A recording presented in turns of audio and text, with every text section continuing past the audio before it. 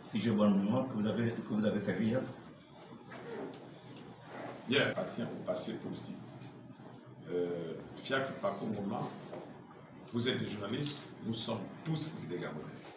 Je n'ai jamais occupé de fonction durant le régime d'Ali Bongo, sur les 15 ans. J'ai été élu comme étant conseiller. Je dis que j'ai été élu en ma qualité de tête de liste indépendante dans le département d'Azadier, à Mekam. Ceci ne confère pas une nomination. Donc, de dire que j'ai servi M. Ali Bongo, vous connaissez ceux qui ont été à la soupe. Je n'ai jamais été de la cour et je n'en ai jamais été dans la cour d'Ali Bongo.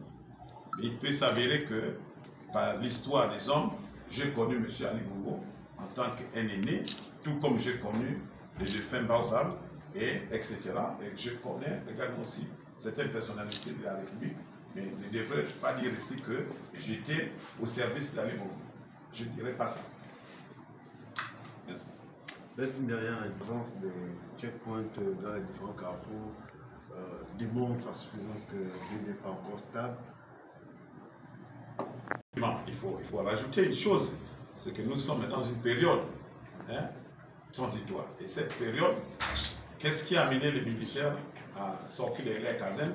C'est tout simplement l'organisation des civils. Et à l'issue de cette organisation, il ne faut pas se le dire, il y a eu un putsch. Maintenant, on a qualifié ce putsch comme étant un coup de liberté.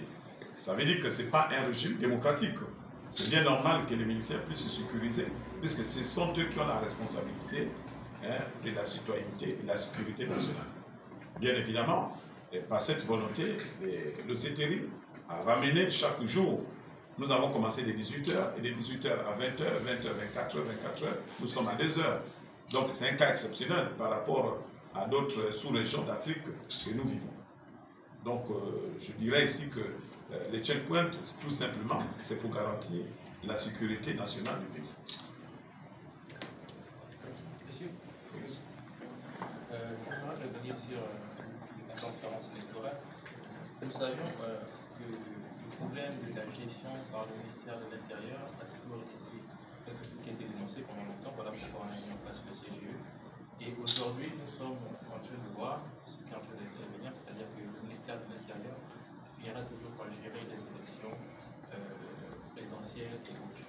Alors, est-ce que ici, ma question est simple, j'essaie de savoir, est-ce qu'il n'est pas d'abord important de chercher à avoir des cartes afin de permettre effectivement cette transparence électorale avant de vouloir déjà lancer la procédure? Merci, monsieur le journaliste. De la chose publique des hommes, le tout n'est pas de dénoncer qui est le ministère de l'Intérieur qui serait en charge d'organiser les élections. À l'issue de ces élections, les élections seront truquées ou tronquées. Non, nous sommes partis du ministère de l'Intérieur et il y a eu la commission indépendante. Mais c'est l'élection qui a poussé les militaires qui puissent sortir de leur caserne. Cette élection n'a pas été organisée par le ministère de l'Intérieur. Il y a eu bien une commission donc, qui était en charge de l'organisation de l'élection. Je ne dirais pas ici que lorsqu'on parle des élections tronquées, je voudrais dire ici que ce sont des mots français. La transparence électorale existe, comme étant le tripatouillage électoral doit toujours exister. Mais ce qu'il faudrait, nous voulons ici aujourd'hui, c'est de sortir de la période. Parce qu'il faudrait que nous insistons là-dessus.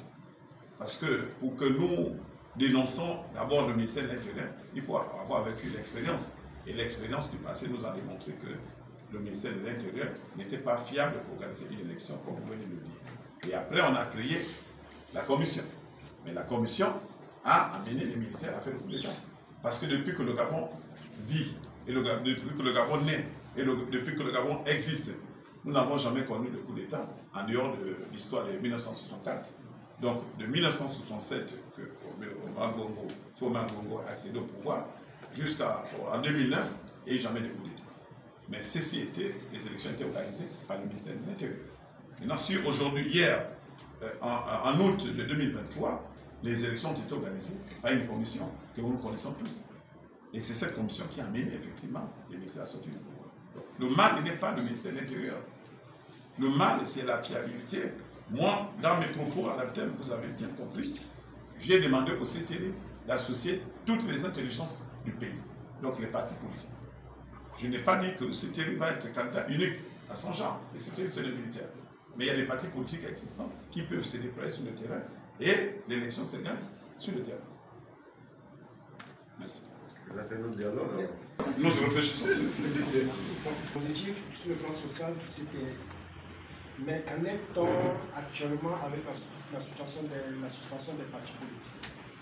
Et comme deuxième question, vous avez tiré à boulet rouge l'ancien Premier ministre à l'époque de l'Élysée qui devrait, dorénavant,